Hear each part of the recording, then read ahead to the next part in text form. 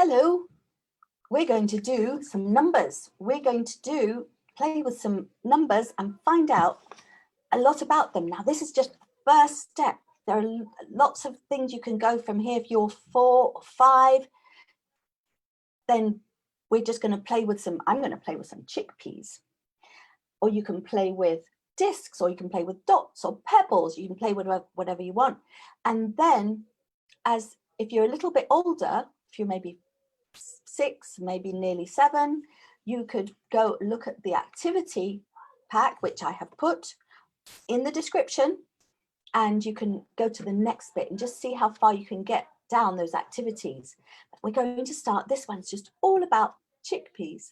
For me, it's chickpeas. I'm going to share my visualizer, see if I can manage it. Somehow my visualizer isn't always, and yes, I don't know, it appears and then it disappears. It appears and then it disappears. It appears and then it disappears. What is it with my visualizer? Okay, hello visualizer. I need my visualizer to show you what I'm doing. And what's this? What's this here? What's this here? Close that down.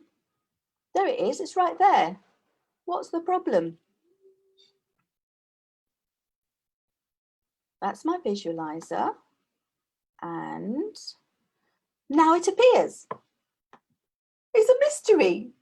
Okay, well, there it is. And we'll move that maybe this way a little bit. And what we're going to do is going to play with chickpeas. So what we're going to do is find all the different ways that we can, we've got 10 chickpeas.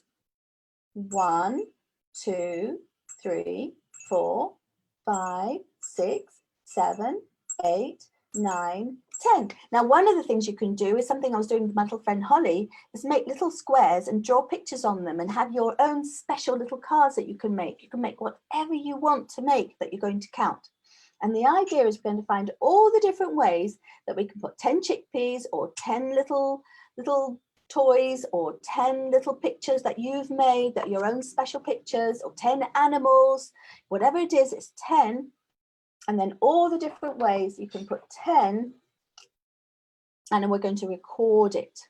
So we're going to put, in this case, we've got 1, 2, 3, 4, 5, 6, 7, 8, 9.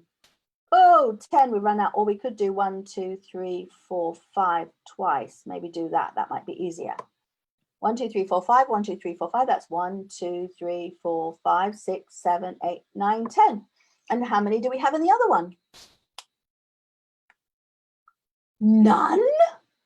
No, how can that be? Oh, is that a way of making 10 with 2 bowls? We've got 2 bowls and we've got 10 chickpeas, 10 in one and none in the other. And how would we write that? We can write that alongside. We can write 10 here and none there. So we can put the numbers alongside. Now let's choose another one. Let me see. We're going to be systematic. That's a big word. Can you say it? Systematic. So you're going to go down, down, down. So I'm going to say you've done that one, you've done that one. I'm going to go to this one. I'm going to pretend you've gone all the way down. And so we go into this one. We're going to have 1, 2, 3, 4, 5, 6, and then 1, 2, 3, 4 are left over. So we've got 1, 2, 3, 4, 5, 6. See if you can put the dots in nice pretty patterns. And then 1, 2, 3, 4. So now we've got a total of 10. And on this side we have 6, and on this side we have 4. So you fill in all the blanks, and that's it. That's all we have to do. And then go and get the activity pack and get your grown-ups have a look at the activity pack and do the next little bit. And maybe you could do this. This is something you could do a few times with different things and see if the numbers still work out the same way. Because when you're learning your numbers, it's useful to do them again and again in different ways. So you can think, okay, now let's do it with marshmallows. What's your favorite sweet? You can't eat them all, but you can use them as long as you don't get your hands too sticky.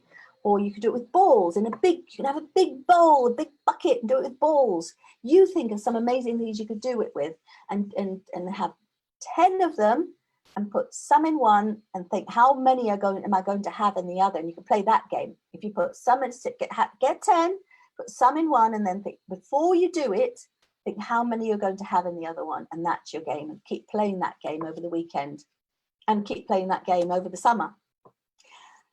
That's it for today. Thank you for joining. If you do like these lives, please share them, and please share and tell people about the Facebook group, Making Maths Fun for Kids of All Ages. We'd love to see you again and again and again. We do these lives every day except Saturday night and Sunday morning.